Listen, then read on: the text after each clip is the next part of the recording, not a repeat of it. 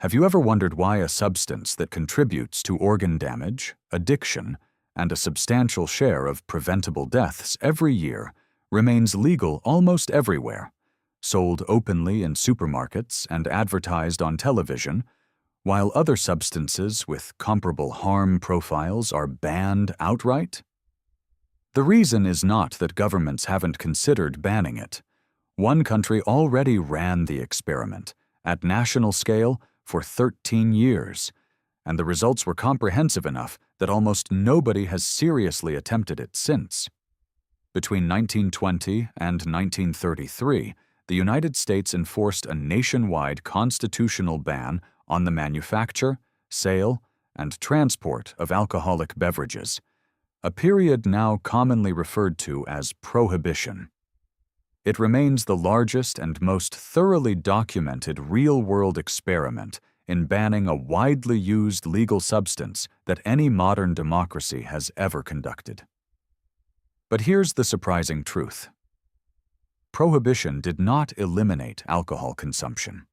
It eliminated legal, regulated alcohol production and replaced it almost entirely with an enormous, violent, and highly profitable illegal market. Organized crime networks, most famously associated with figures like Al Capone, expanded dramatically in scale and wealth specifically because they controlled the now illegal supply chain for a product that demand for had not actually decreased. Homemade and illegally distilled spirits, produced without any quality control or regulation, caused documented poisonings and deaths from contamination that legal, regulated alcohol production had never produced at comparable scale. Think of it like damming a river at one specific point while leaving every tributary feeding into it completely open. The water does not stop flowing. It simply finds new channels, often more dangerous and far less controllable than the original course, because the underlying demand driving the flow was never actually addressed by the dam.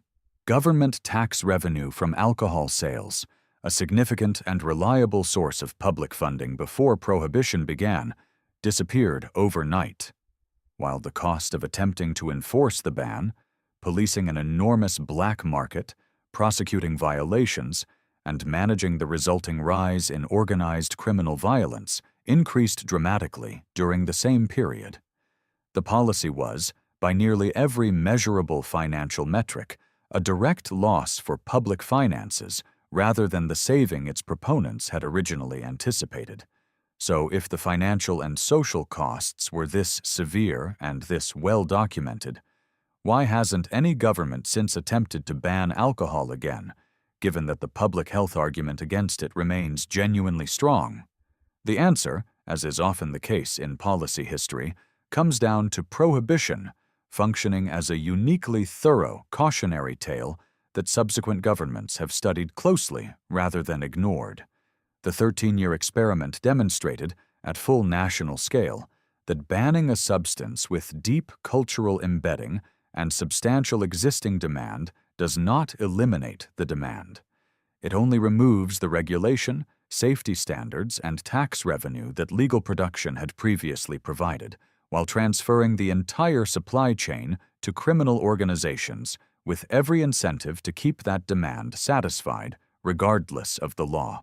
The United States repealed Prohibition in 1933, specifically because the policy had failed on its own stated terms, not because public opinion on alcohol's harms had genuinely softened. Modern governments instead pursue regulation, taxation, age restriction, and public health messaging as their primary tools, an approach informed directly by watching what happened the one-time outright prohibition was actually tried at scale. So the next time you walk past a supermarket alcohol aisle and wonder why something this harmful remains entirely legal, you will know the answer is not indifference.